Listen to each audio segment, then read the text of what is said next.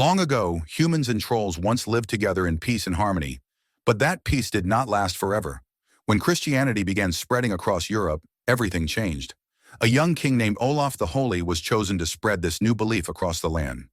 Along the way, he and his army began hunting down trolls, dragging them into sunlight where they turned to stone. Many others were slain by Olaf himself using a magical silver sword. From that moment on, the trolls grew terrified of the power tied to the Christian faith. But in truth, this was only a bedtime story told by Nora's father when she was still a child. 30 years later, the story shifts to Stollstallen in Jotunheimen. A man arrives at a lonely house, hidden deep within a snowy valley. The moment he steps inside, he is suddenly attacked by a woman who turns out to be Nora, now fully grown. The man is Andreas, her old partner. Years ago, the two of them worked together to face a troll threat. This time, Andreas has returned to show Nora something important and to ask for her help as a professional archaeologist. Andreas takes Nora by helicopter to a power facility in Weimork, Rukun. Once inside, she is led underground, where she comes face to face with a massive sleeping troll. The creature is being studied by Andreas and a government research team. This troll is known as Jotun. Nora is then introduced to the project leader, Marion. However, Marion does not fully agree with Nora's theories, believing they rely too heavily on ancient folklore. Still, she has no other choice. If they fail to make progress or wake the troll, the Prime Minister will shut the entire operation down. Marion then reveals that troll DNA is highly unusual, sharing similarities with both pine trees and soil. Andreas later brings Nora to the control room, where she reunites with her old friend Sigrid, who is now married to Andreas and heavily pregnant. Inside the room, they also find an ancient legal document written by Olaf back in the year 1030.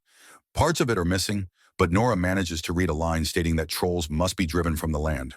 Because they have already encountered more than one troll, the team becomes convinced that many others are still hiding across the country.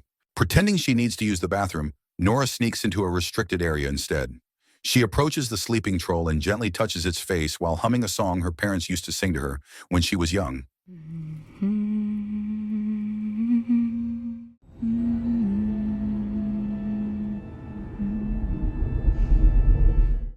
Suddenly, the troll's heartbeat increases. Its eyes open. Nora has unknowingly awakened Jotun using that ancient melody. Everything changes from this moment. This is Troll 2. As the troll begins to awaken and grow more aggressive, the scientists prepare to activate the UV system to kill it. But Marion, who has been waiting for this moment all along, deliberately spills her coffee onto the control switch, stopping the system from activating. The enraged troll immediately lashes out. The violent shaking sends Nora flying inside the elevator until Andreas manages to pull her to safety. At the same time, a professor named Muller secretly retrieves something from a small container. Chaos erupts when one of the scientists is crushed to death under the troll's massive footsteps. Not long after, Jotun breaks free from the facility and escapes into the outside world. Realizing how dangerous the situation has become, Nora, Andreas, Sigrid, and Marion head to a military base, where they reunite with Nora's old colleague, Major Christopher. He agrees to take them to meet the new Prime Minister. During the meeting, the Prime Minister orders Christopher to eliminate the troll before it causes massive destruction and loss of life. Nora strongly disagrees. She reminds them that 3 years earlier, an innocent troll was killed because of a government decision. However, the Prime Minister blames Nora for the death of his brother, who died in a helicopter crash connected to the previous troll incident. After the meeting ends, Nora decides to take a different approach to stop Jotun. She asks Christopher to let her join the mission. At first he refuses, but her determination eventually convinces him. Andreas also joins the plan. Christopher then reveals the helicopter they will use, now equipped with UV weapons designed to fight Jotun.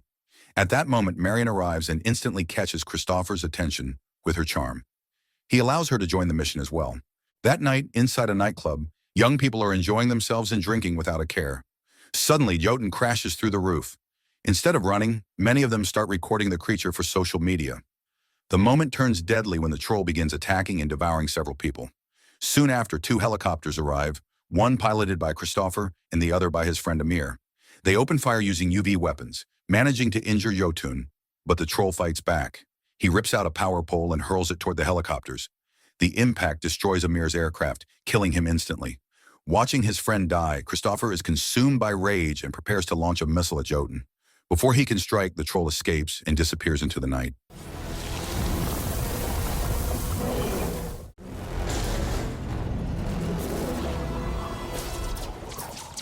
After the chaos settles, they move closer to the wreckage of the helicopter.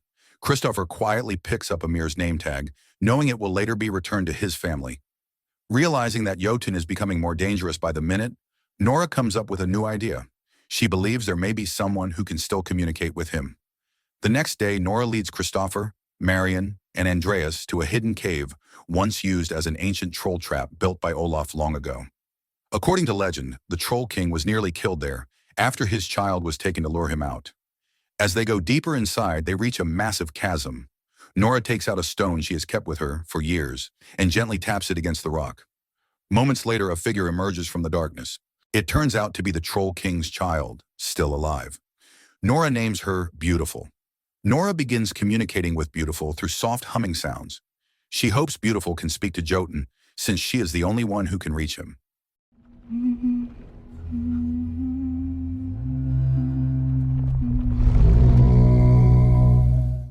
Before long, the group positions themselves along Jotun's path. When he finally arrives, Beautiful steps out from her hiding place. The two trolls begin communicating in their own language. During this exchange, Jotun refuses to stop his destruction. He deliberately smashes the ice beneath him, causing it to crack and sending Beautiful plunging into the frozen water below. Nora is rescued just in time by Christopher, and they quickly escape before Jotun can reach them.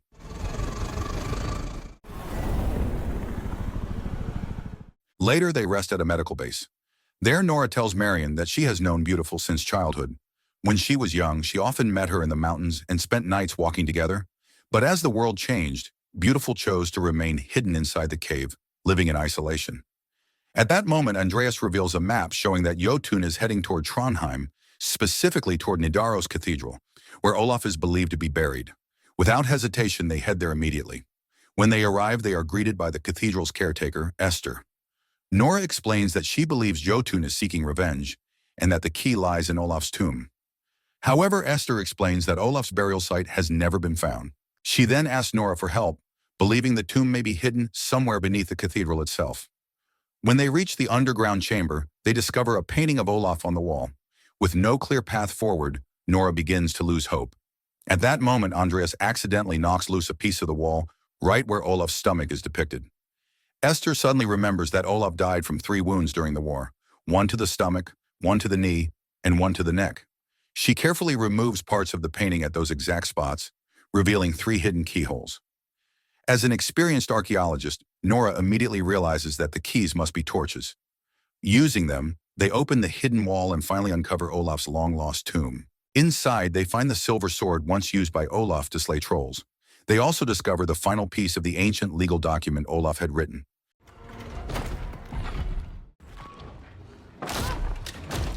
Without wasting time, Nora and Andreas contact Sigrid and ask her to piece the document together. Once complete, Nora uncovers the truth. The phrase stating that trolls must be driven from the land was wrong. The correct message says that trolls must not be driven from this land. That is when Nora realizes that Olaf never intended to destroy the trolls. He wanted to give them a new home in Jotunheim. Sadly, Olaf was killed during the war by the church because of this disagreement. In the end, it was not the trolls who hunted Olaf, but humans themselves.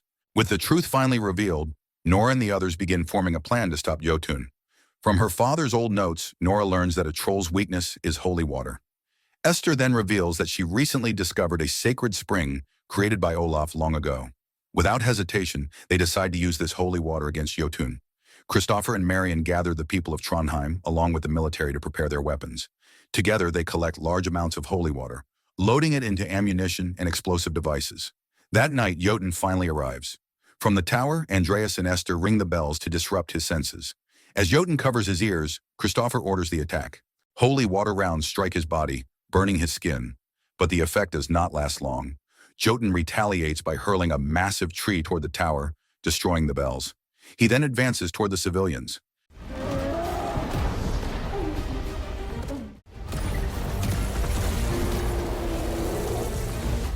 As Jotun crosses the river, Christopher detonates a massive charge filled with thousands of liters of holy water, setting Jotun's body ablaze.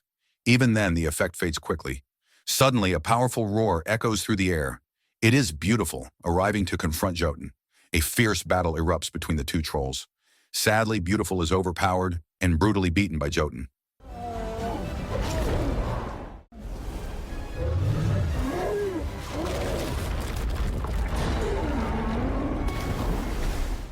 Meanwhile, Marion tells Christopher that the only way to kill Jotun is to place a holy water bomb directly into his mouth. Without hesitation, Christopher and Andreas take the last remaining container of holy water and lift off toward Jotun. At the same time, Nora and Marion continue supporting Beautiful by firing at Jotun to keep him distracted. Mid-air, disaster strikes when the bomb's detonator accidentally falls and breaks. Christopher realizes the bomb can now only be triggered manually using a grenade. That means someone must jump in and pull the pin at the exact moment before entering Jotun's mouth. Knowing this is the only way to save the city, Andreas makes the ultimate decision to sacrifice himself. Before doing so, he calls Sigrid to say goodbye. With a heavy heart, she accepts his choice and lets him go. Christopher then positions the helicopter directly above Jotun. As the giant opens his mouth, Andreas leaps forward while holding the bomb. The moment he enters Jotun's mouth, he pulls the pin. The explosion detonates inside Jotun's body, setting him completely ablaze. Before Jotun finally dies, Beautiful approaches and takes his heart. After that, she quietly returns to her hidden home. Several months later, Sigrid gives birth to a baby boy.